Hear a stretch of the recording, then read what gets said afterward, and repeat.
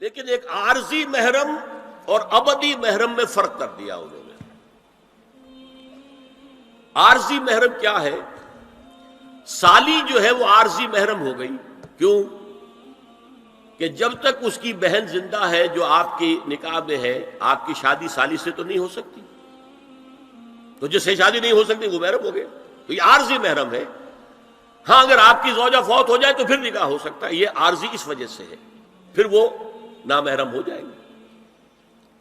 تو اس اعتبار سے یہ ایک فتنہ ہے جو اس دور میں اٹھا ہے۔ محرم کوئی عارضی نہیں ہوتا، محرم وہی ہے جو ابدی محرم۔ دیکھیے دیور جبکہ اس کا شوہر ابھی زندہ ہو تو دیور سے پردہ کرے گی کہ نہیں؟ شادی تو نہیں ہو سکتی۔ ہاں بھائی مر جائے تو شادی ہو سکتی، اس کو انہوں نے کہہ دیا یہ عارضی محرم۔ اسی طریقے سے بھابھی جبکہ بھائی ابھی زندہ ہے، پردہ نہیں، وہ شادی نہیں ہو سکتی، بھائی فوت ہو جائے شادی ہو سکتی، عارضی ہو۔ یہ بالکل غلط ہے، بہت بڑا فتنہ ہے۔ محرم وہی ہے کہ جو ابدی محرم ہے، محرم ہے کہ اس پر حرام ہے اس پہ نکاح ہونا ہر حالت کے اندر۔ اور جہاں تک یہ رشتے ہیں باریک، سالی اور دیور، اس کے بارے میں تو حضور سے پوچھا گیا دیور کے بارے میں، تو آپ نے فرمایا الحم و موت، دیور تو موت ہے۔ اب آپ سوچئے ہمارے ہاں کو پردہ ہے دیوروں سے، کو پردہ ہے سالیوں سے، کو پردہ ہے نندونیوں سے؟ الحم و موت، موت کیوں؟ یہ دیور ہندی کا لفظ ہے، دیور کے بارے میں تو تصور یہ تھا کہ یہ دوسرا شوہر ہے، ور ہے، دیور دوسرا شوہر۔ حضور نے فرمایا الحم و موت، دیور تو موت ہے، موت کے درجے میں۔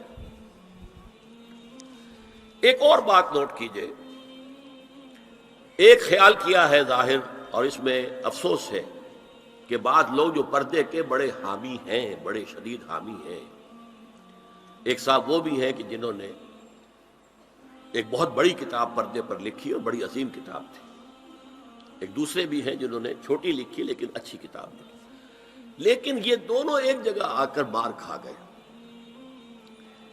کہ یہ جو قریبی رشتہ دار ہیں ان کے ساتھ اتنی سختی نہیں ہونی چاہیے۔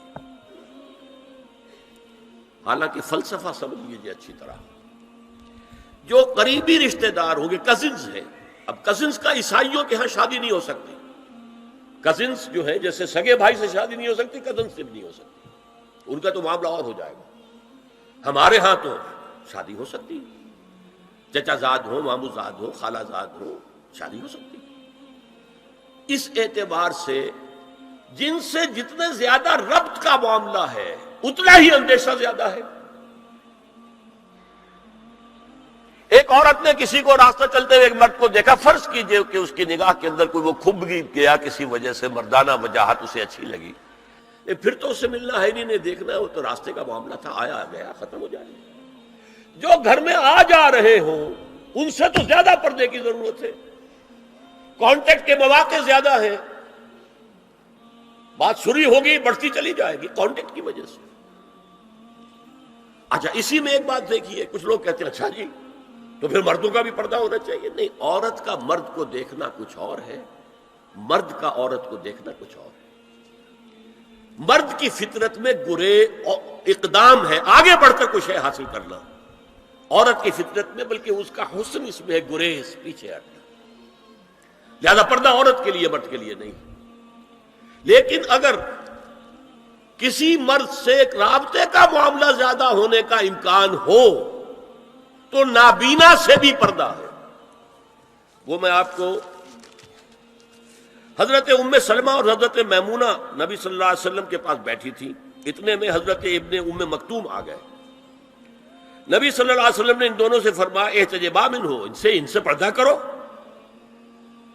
ازواج نے عرض کیا یا رسول اللہ الیس اعمی لا یبصرنا ولا یعرفنا، حضور کیا یہ اندھے نہیں ہیں، یہ نہ ہمیں دیکھ رہے ہیں نہ ہمیں پہچانتے ہیں؟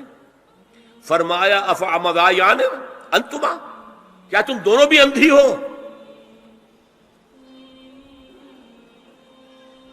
الا تبصران ہی، کیا تم نہیں دیکھ رہی ان کو؟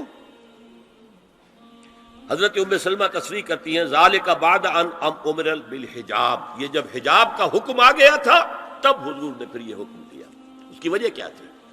حضرت عبداللہ ابن مکتوم کا گھر میں آنا جانا تھا، تو اگرچہ اندھے ہیں لیکن یہ کہ یہ بار بار کا آنا جانا، اس سے فتنے کا ایک دروازہ کھل سکتا ہے، اس دروازے کو بند کر دیا گیا۔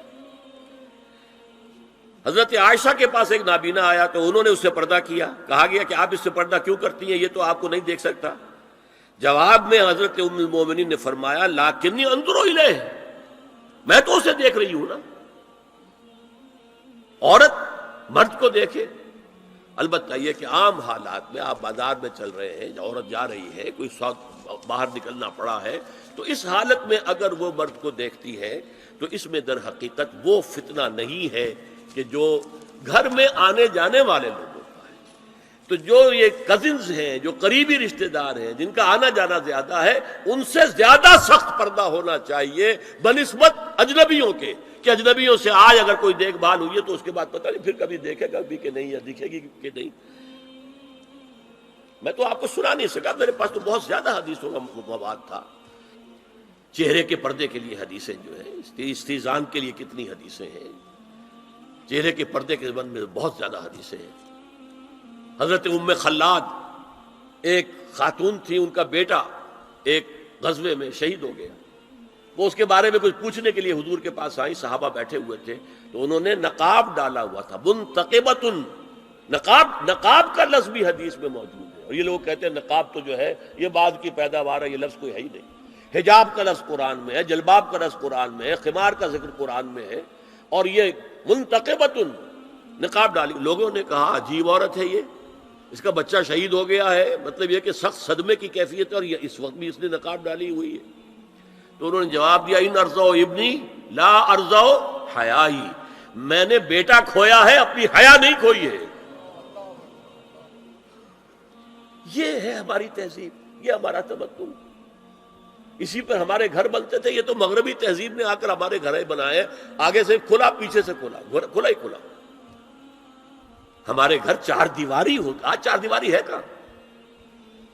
چار دیواری کے اندر چاروں طرف کنسٹرکشن، درمیان میں سین، دور سے کہیں کوئی نگاہ پڑ سکتی ہو تو پڑ سکتی ہو، آس پاس سے نہیں۔ اور ڈیوڑی اور مردانہ علیحدہ، کم سے کم بیٹھک تو علیحدہ ہو، ورنہ یہ کہ مردانہ پورا، ان کے لیے کوئی غسل خانہ وغیرہ بھی۔ یہ ہماری تہذیب تھی۔ اسپین کا آرکیٹیکچر پوری دنیا میں مشہور ہے، اور وہ یہی تھا، مورش آرکیٹیکچر، اس کو مورس کہتے تھے وہ عربوں کو، وہی تھا۔